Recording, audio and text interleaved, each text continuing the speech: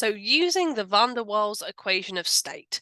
Only use the van der Waals equation of state if you've been asked to. I'm guessing there's questions about it, so you should definitely use it for this question.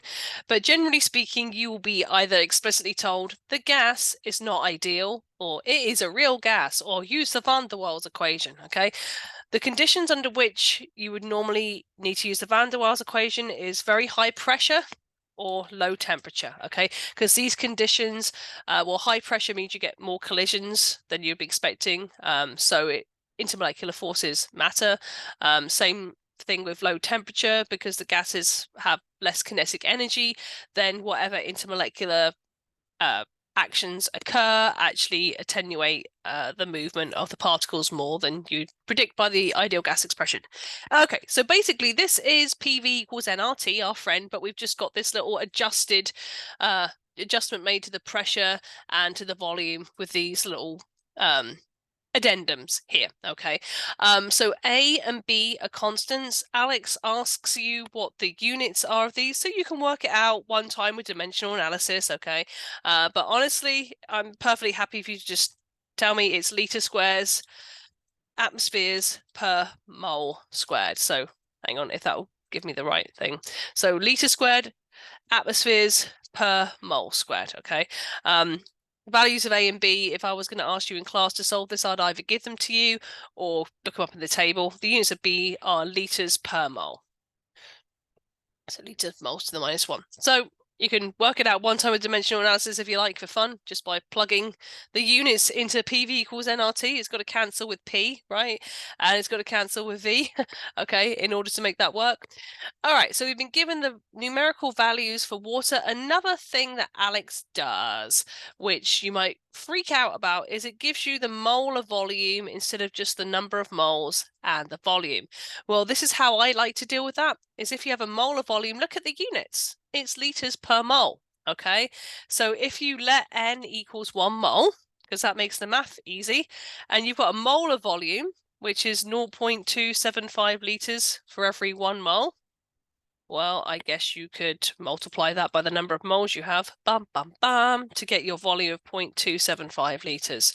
So that is the easiest way to deal with that, honestly. It's just a way of keeping the numbers a little bit more straightforward. Okay, so then we're just going to do a plug and chug, but we were given our temperature in degrees Celsius, so we've got to get that in Kelvin. So 495 plus 273.15 is going to give me, I'm not going to do that in my head today, there is not enough coffee in my system. So that is 768.15 Kelvin. So now we're ready to plug and chug carefully. So you want to make sure you're using parentheses, etc. So the pressure.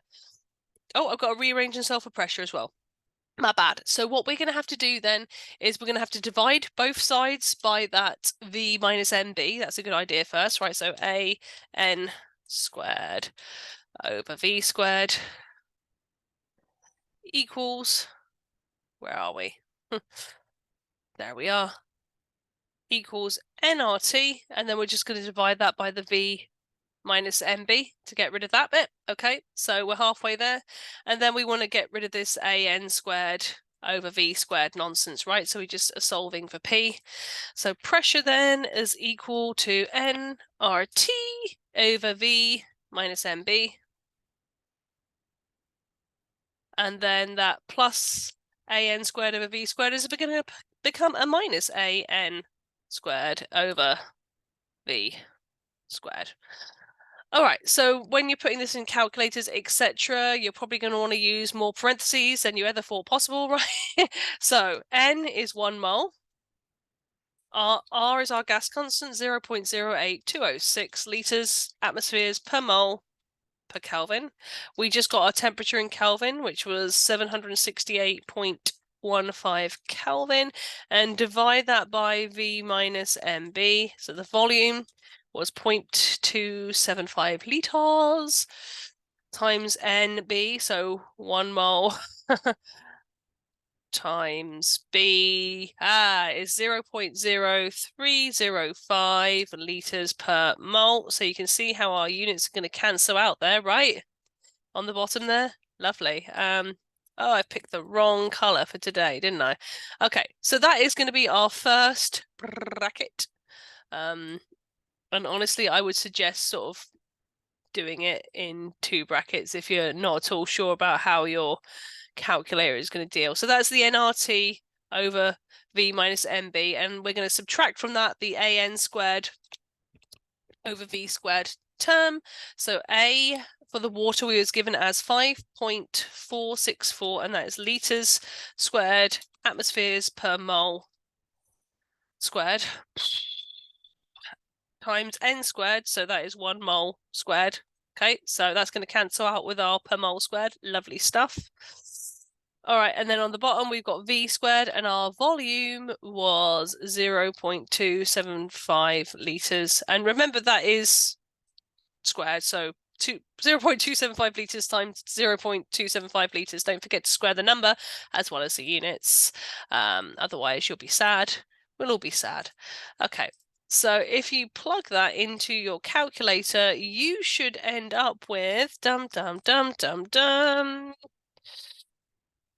about, let me, 1 times 0.0206 times 768.15 divided by 0.275 times 1 times 0.0305. And I'll usually do it in 2, so it's like 7515.28 blah blah blah, and this is going to be in atmospheres, right? And the second bracket, go deal with it separately.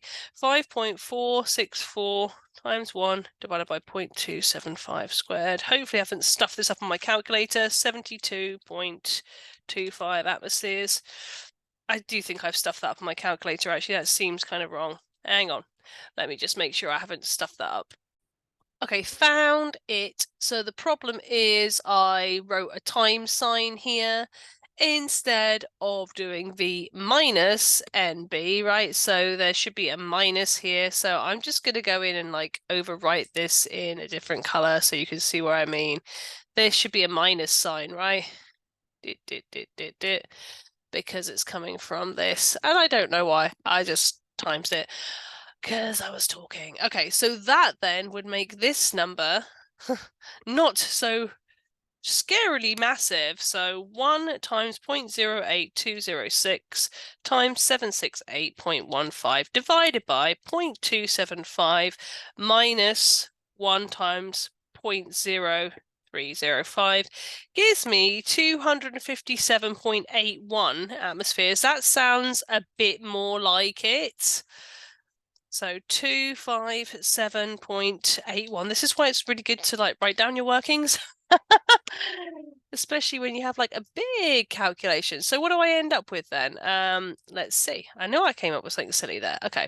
So minus, I can't see it, 257.81 minus 72.25 is going to give me 185.559 blah blah blah blah blah atmospheres, and we are asked for how many sig figs? I don't even know.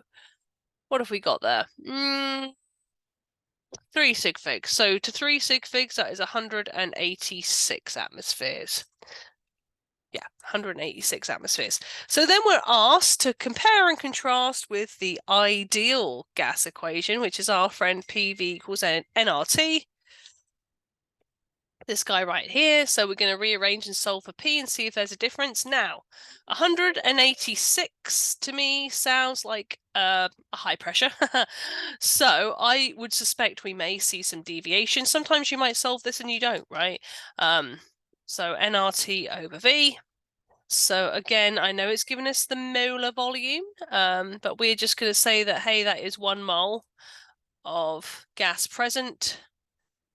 Therefore, the volume is just going to be 0.275 liters. So N is 1 mole times the gas constant 0.08206 liter atmospheres per mole per Kelvin.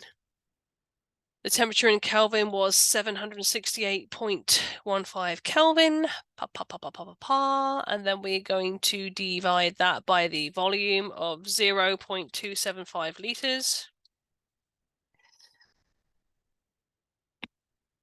Of course, if I had persevered with my really silly sounding answer of like 7,000 and something atmospheres, as soon as I solved the ideal gas equation, I'll probably be like, ooh, that's a bit too different for my liking. All right, so divide by 0.0275 gives me 229 atmospheres to 3 sig figs. So I'm pleased with that. So you can see that there is a difference between that and using the van der Waals expression. So yeah, just be careful when you're plugging and chugging the van der Waals expression. And make sure you only use it when you're asked to. Okay.